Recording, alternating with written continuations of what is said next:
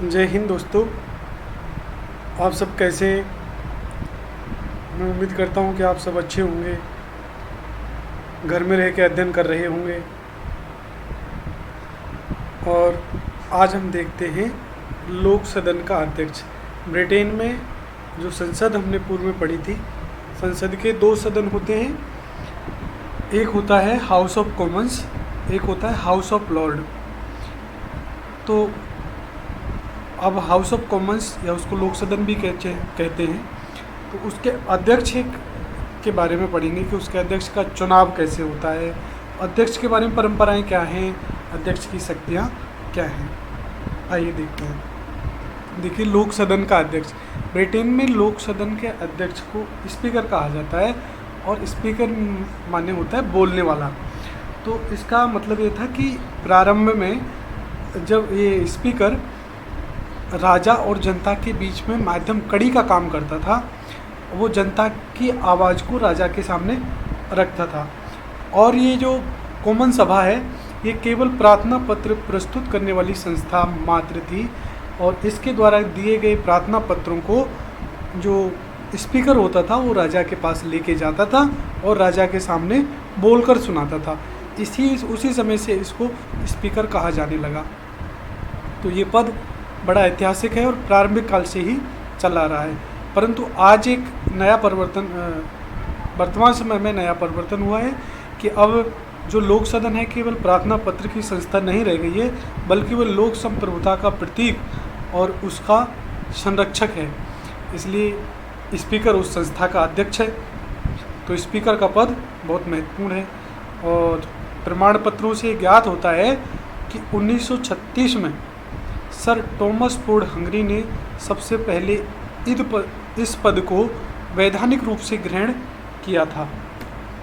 आइए, अध्यक्ष का निर्वाचन कैसे होता है। हालांकि परंपराएं बहुत ज़्यादा ब्रिटेन में मान्य होती हैं, लेकिन परंपराओं में धीरे धीरे संशोधन होते जा रहे हैं। तो देखते हैं उसके बारे में क्या है। देखिए, लोक सदन का अध्यक्ष का पद सर्वाधिक महत्वपूर्ण लक्षण उसकी निर्दलीयता और निष्पक्षता है। इसी कारण उसका चुनाव प्रायः सर्वसम्मति से होता है। कहने का मतलब, एक बार जब वो अध्यक्ष बन जाता है तो उससे पूरी उम्मीद की जाती है कि वो निर्दलीय और निष्पक्षता का आचरण करेगा। इसीलिए उसका चुनाव प्रायः सर्वसम्मति से होता है। ऐसी परंपरा है। एक बार अध्यक्ष पद पर कार्य कर चुकने के बाद यह व्यक्ति जब तक चाहे पुनः निर्वाचित हो सकता है।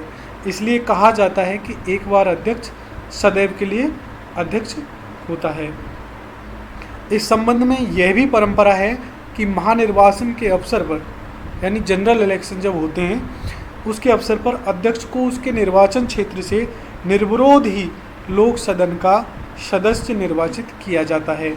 यानी जब अगर एक बार जो लोकसभा का या लोक सदन का जो अध्यक्ष है और वो दोबारा लोक सदन का अध्यक्ष बनना चाहता है, तो जनरल इलेक्शन में जहाँ से वो चुनाव जीत के आता है वहाँ पर वो निर्विरोध चुना जाता है। उसके खिलाफ कोई भी खड़ा नहीं होता। ऐसी परंपरा है। किसी नवीन सदस्य को अध्यक्ष पद पर निर्वाचित करने का ढंग यह है कि प्रधानमंत्री व विरोधी दल का नेता परस्पर विचार के द्वारा किसी ऐसे व्यक्ति को अध्यक्ष पद के लिए खड़ा करते हैं जो बहुमत और विरोधी पक्ष दोनों को ही मान्य हो। परंतु ये एक मात्र परंपरा है और इसका पालन जरूरी नहीं कि हो। निर्वाचन पर सम्राट की स्वीकृति प्राप्त की जाती है, जो महज एक औपचारिकता है। परंपरागत प्रथा के अनुसार लोक सदन के सदस्य लॉर्ड सभा द्वारा आमंत्रित किए जाने पर वहां पहुंचते हैं और शांति से खड़े हो जाते हैं। उस समय लॉर्ड चांसलर घोषणा करता है कि क्राउन की इच्छा है कि वे किसी बुद्धिमान व्यक्ति को अपना अध्यक्ष चुन लें। तब लोक सदन के सदस्य अपने सदन में वापस आकर अध्यक्ष का चुनाव करते हैं। अब अध्यक्ष के चुनाव की परंपराओं में परिवर्तन हुआ है। 2001 में एक लोक सदन में का नया कानून बना है, नया नियम बना है। उसमें स्पीकर के चुनाव की विशेष रूप से प्रक्रिया का वर्णन किया गया है। देखिए, जो स्पीकर के चुनाव में जो खड़ा होना चाहते हैं, इलेक्टेड होना चाहते हैं, वो उनको कम से कम 12 मेंबर ऑफ पार्लियामेंट और कम से कम 12 मेंबर और अधिकतम 15 मेंबरों का नॉमिनेशन पर साइन करवाने होते हैं। अब ये सारे इलेक्टेड एमपी होने चाहिए और कोई भी एमपी एक कैंडिडेट से ज़्यादा को नॉमिनेट नहीं कर सकता। अब क्या होगा,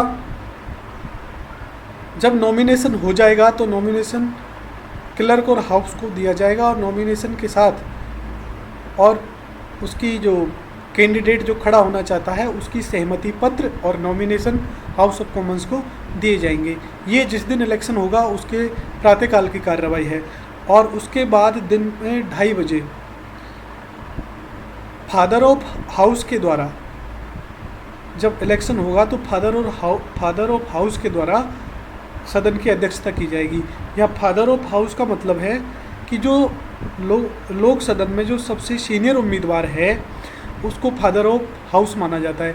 अगर वहाँ पर 2 बराबर फादर ऑफ हाउस हैं, यानी जिनकी वरिष्ठता बराबर है, तो उनमें से उसको फादर ऑफ हाउस माना जाएगा जिसने शपथ पहले ग्रहण की है। तो इस प्रकार से वो उसके चुनाव की वो करता है। अगर लोकसभा के स्पीकर के चुनाव की प्रक्रिया में एक से अधिक मेंबर खड़े नहीं होते हैं तो फादर ऑफ हाउस ये घोषणा करता है कि इस उम्मीदवार को स्पीकर की चेयर दे दी जाए। अगर कोई ऑब्जेक्शन नहीं होता है तो वो स्पीकर बन जाता है। लेकिन फिर भी कोई चैलेंज इसमें करता है तो डिवीज़न की परंपरा है। डिवीज़न का मतलब है कि वहाँ पर मत विभाजन होता है, यानी वोट डाले जाते हैं कि इसको स्पीकर बनाया जाएगा या नहीं बनाया जाएगा। और जब मतदान की क्या प्रक्रिया है कि जो भी स्पीकर बनेगा, अगर एक से अधिक लोग खड़े होंगे और मतदान होगा, और अगर स्पीकर का जब चुनाव होगा तो उसमें चुनाव जो होगा उसको एब्सोल्यूट मेजॉरिटी प्राप्त करनी होगी, यानी सदन की कुल सदस्य संख्या का बहुमत प्राप्त करना होगा, वो ही स्पीकर बन सकता है। और अगर वो पहले राउंड की गणना में ये नहीं कर पाता है तो वो आगे फिर से अगले राउंड के मतदान होगा। जैसे उदाहरण के लिए, हर एक व्यक्ति एक वोट डालता है, हर एक एमपी एक वोट डालता है, जीतने के लिए एब्सोल्यूट मेजॉरिटी चाहिए। तो क्या होगा, जैसे 3 व्यक्ति उम्मीदवार खड़े हुए, 3 उम्मीदवारों में किसी को भी एब्सोल्यूट मेजॉरिटी प्राप्त नहीं हुई, तो दूसरे राउंड का जब चुनाव होगा तो उसमें जिसको सबसे कम मत मिले हैं उसको एलिमिनेट कर दिया जाएगा, उसको चुनाव से अलग कर दिया जाएगा। फिर उन 2 के मध्य मुकाबला होगा, तो उसमें भी अगर एब्सोल्यूट मेजॉरिटी प्राप्त नहीं हुई तो फिर तीसरे चरण का मतदान होगा। इस प्रकार से मतदान होंगे और जब तक उसको फाइनल मेजॉरिटी नहीं मिलेगी तब तक वो स्पीकर नहीं बन सकता। तो वर्तमान समय में ये लिंडसे होली ने एब्सोल्यूट मेजॉरिटी प्राप्त की और इनको स्पीकर बना दिया गया। जब स्पीकर एक बार सदन के द्वारा चुन लिया जाता है तो उस पर औपचारिक सहमति महारानी की प्राप्त करनी होती है। तो ये वर्तमान में ये प्रक्रिया चल रही है कि उसको एब्सोल्यूट मेजॉरिटी चाहिए और जब तक वो एब्सोल्यूट मेजॉरिटी प्राप्त नहीं करता है तब तक बार बार मतदान उसके लिए होता रहता है। इसके बारे में एक कानून ये है कि उसको नॉमिनेट करने वाले जो हैं कम से कम 12 और अधिकतम 15, तो नॉमिनेट करने वालों में कम से कम 3 आदमी ऐसे होने चाहिए जो उस उम्मीदवार की पार्टी से संबंधित ना हों। आइए अब पढ़ते हैं अध्यक्ष के अधिकार और शक्ति। तो वो एक लोक सदन का प्रतिनिधित्व करता है और वो लोक सदन का प्रतिनिधित्व कहाँ करता है, वो राजा के बीच, सदन और राजा के पास मध्यस्थता करता है। तो एक तो लोक सदन का प्रतिनिधित्व राजा के पास करेगा। जब भी मतलब उसके सदस्य राजा के पास कुछ भी भेजना चाहेंगे, प्रतिवेदन, प्रस्ताव, तो वो सदन के अध्यक्ष के माध्यम से ही राजा के पास भेजे जाएंगे। अगर कोई भी शिष्टमंडल राजा से मिलना चाहता है तो वो उनका नेता अध्यक्ष ही होगा, और वित्त विधेयकों पर राजा की स्वीकृति भी राजा की स्वीकृति के लिए वही प्रस्तुत करता है। और राजा की ओर से अगर कोई संदेश लोक सदन को प्रेषित करना हो तो उसको अध्यक्ष ही पढ़कर सुनाता है। दूसरा, लॉर्ड सभा और लोक सदन के पारस्परिक संबंधों और व्यवहार में भी वह लोक सदन का प्रतिनिधित्व करता है, और बाह्य जगत में भी वही लोक सदन का नेतृत्व करता है। अगर कहीं संसदीय प्रतिनिधिमंडल विदेशों में जाते हैं तो उनका नेतृत्व प्रायः लोक सदन का अध्यक्ष ही करता है। तो जो लोक सदन के प्रतिनिधित्व की शक्ति है उसको हम तीन तरह से पढ़ सकते हैं। एक तो राजा के पास प्रतिनिधित्व करता है, और एक वो लॉर्ड सभा और लोक सदन के मध्य जो पारस्परिक संबंध है उनमें लोक सदन का प्रतिनिधित्व करता है। तीसरा, बाह्य जगत में, यानी कहीं विदेशों में जब लोक सदन का कोई प्रतिनिधिमंडल जाता है तो वो उसका प्रतिनिधित्व करता है। राजा के पास क्या काम पड़ेगा? राजा के पास कोई प्रतिवेदन जाएगा, कोई प्रस्ताव जाएगा। राजा के पास क्या होगा?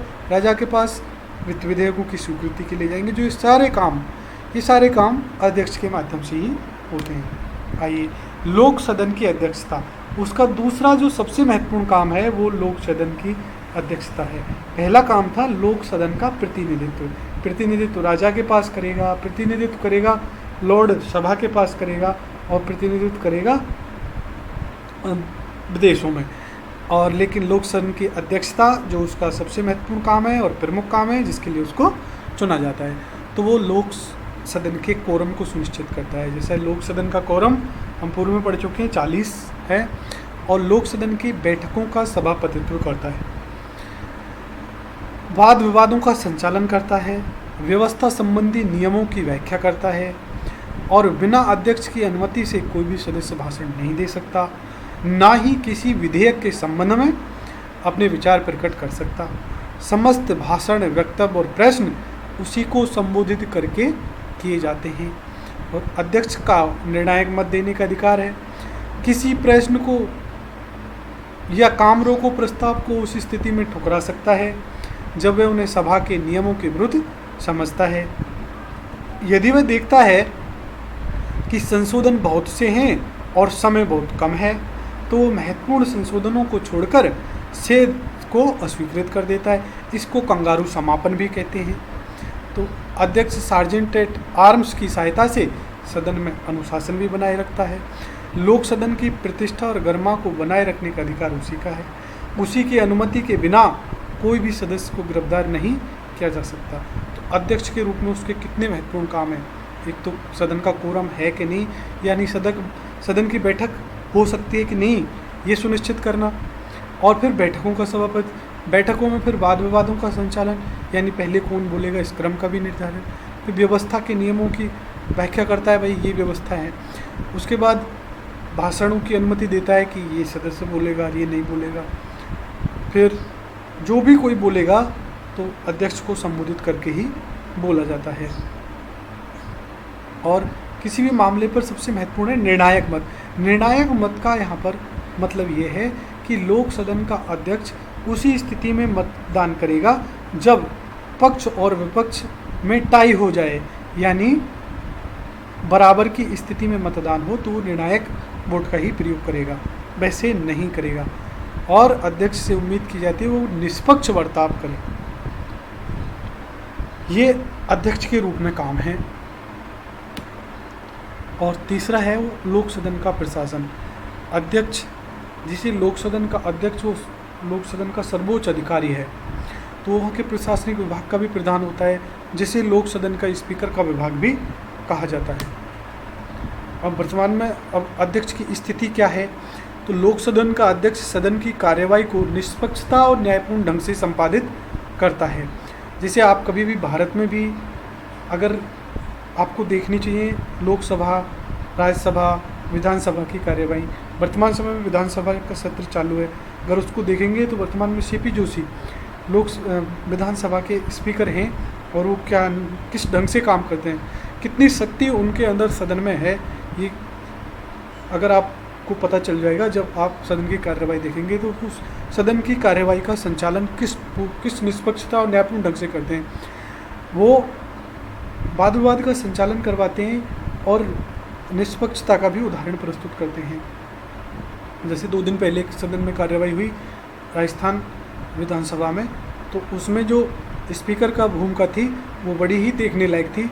उसमें उन्होंने सत्ता पक्ष के मंत्री और मुख्यमंत्री तक को बोलने से रोक दिया। बोला मैं संवैधानिक पद पर बैठा हूँ और मैं इसको छोड़ के चला जाऊँगा। तो सदन का अध्यक्ष कितना महत्वपूर्ण होता है सदन की व्यवस्था को चलाने में। तो अध्यक्ष का पद प्राचीन और गौरवमय है जहाँ तक हम ब्रिटेन की बात करें, और संसद के साथ इसका विकास हुआ है। निर्वाचन होने के बाद भी अध्यक्ष सदन के अंदर और बाहर पूर्णतः निर्दलीय व्यवहार करता है, और अध्यक्ष की सज धज और तड़क भड़क भी इस पद की महत्ता और प्रभाव में वृद्धि के लिए महत्वपूर्ण है। रोबीला चोगा और भारी टोपी पहनता है और एक विशेष कुर्सी पर वो विराजमान होता है। ये सदन की अध्यक्ष की स्थिति है। आज इतना ही, धन्यवाद, जय हिंद।